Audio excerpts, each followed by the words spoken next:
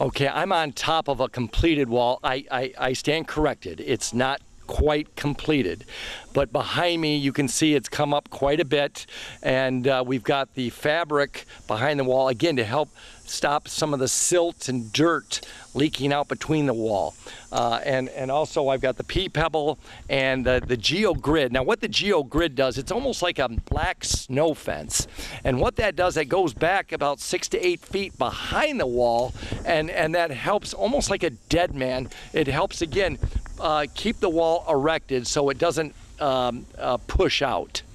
And then I guess really the next step is we have a lot of drain pipes that have to go in, some speaker wires, some television lines. We've got a lot of things going on underneath this terrace, so it's really important to really build everything and design it from the base up. Thanks again. Okay, here I am at the foundation as we talked about, and this is the critical point of this installation, and we probably have anywhere from 8 to 12 inches of gravel underneath our slag base, and again, once that's all tamped and screeded, then we have to lay these blocks down. But again, most important part, because in a few years we don't want this to start settling and moving and shifting.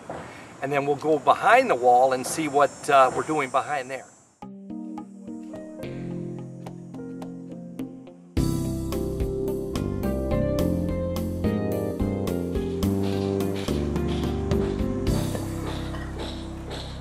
And holy smokes, Ron said we're going to take this up 4.5 feet high. That's going to be probably over my head. But I would like to pay attention to, again, the back of the wall, really the part that we don't even see, but really it's the most important part. I just wanted to show you a piece right here that goes behind the wall. It protects the hydrostatic pressure of the freeze-thaw from pushing out against the wall. That will go down behind the wall, and we backfill with pea pebble as well. Okay, hello there. I just wanted to show you some construction detail behind our retaining wall here.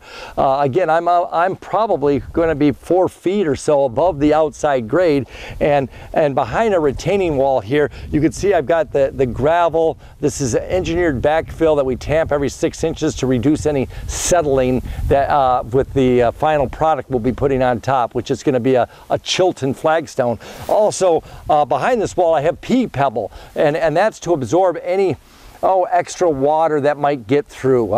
It helps reduce any hydrostatic pressure. You've heard that name mentioned before and before. I can't overemphasize, this is why retaining walls fail, because of the freeze-thaw, the pushing.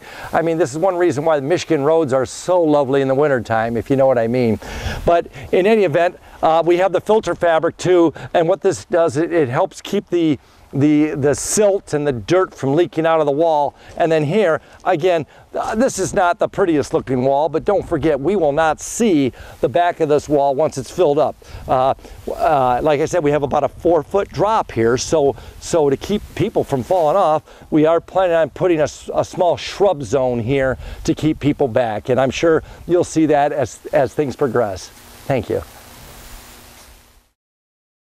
Hi there, Tom Lowry here. I'm at the job here at Forest Lake Country Club in Bloomfield Hills, and oh my gosh, it looks like a bomb has gone off. We're back to bare bones and skeleton, and if you want to follow me along, I want to show you the infrastructure we got going here. Holy smokes. We've got spaghetti lines all over the place. I have no idea what's going on here. I've got 4-inch pipes, I've got 6-inch pipes, I've got 3-inch pipes. I'll tell you what, I'm sure I can get a hold of our foreman, Ron. He can help tell us. But oh my word, look at all this stuff. I can't believe it. Hey Ron, where's Ron Tompkins at? Okay, I'm here with Ron Tompkins, and oh my gosh, Ron, what do you got going here?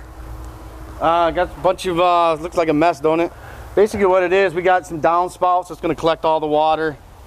We don't want it to basically puddle on our patio or anything like that. They're trying to collect all the water, you know, the eco-friendly storage container that they're going to be Oh, that's right. installing over here. I understand that they're going to be collecting a 4,000 gallon rain harvesting system. Correct. So you're taking the water from the roof and all of this hard surface and running it into the storage tanks. And then I guess from there, they're going to help irrigate the rest of the property later on. That's correct. And so any water that hits the patio will go right into these drains here and into the eco-friendly storage shed. Oh my gosh, but then I also see a yellow line and I see a white line and tell me, what are all these different lines? Well, we got gas line that's going up under our patio. We got line for television. We got line for sprinklers. We got line for audio.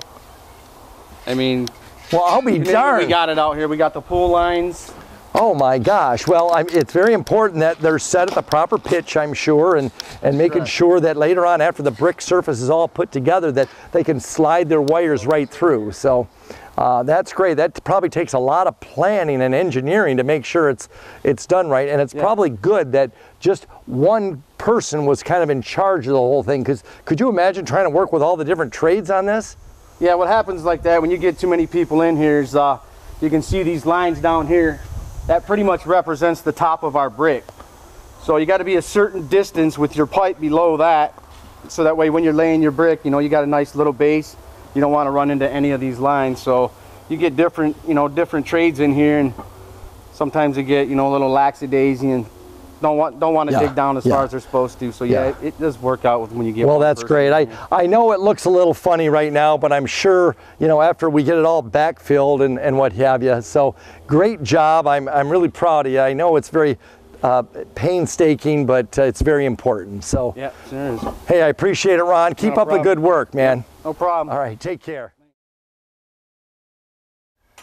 Hello again. You're probably wondering what these vertical extensions are, because I certainly was, but thank God I got to talk to Ron, and what he said, these were where the inlets will be for the drains. So obviously we're keeping them up higher. The top of our brick will probably be down here in some fashion, but we want to just keep it up right now because it gives us some flexibility when the final grade is put together. But then we'll put in a nice drain cap, and this has got a screw adjustment to it, which makes it really nice.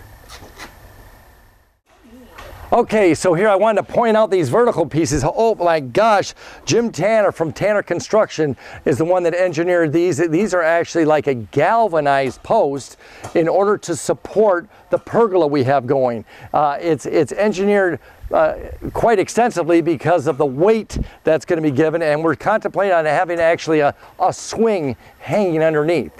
So we will eventually have a shade in through here, and this will be the bar.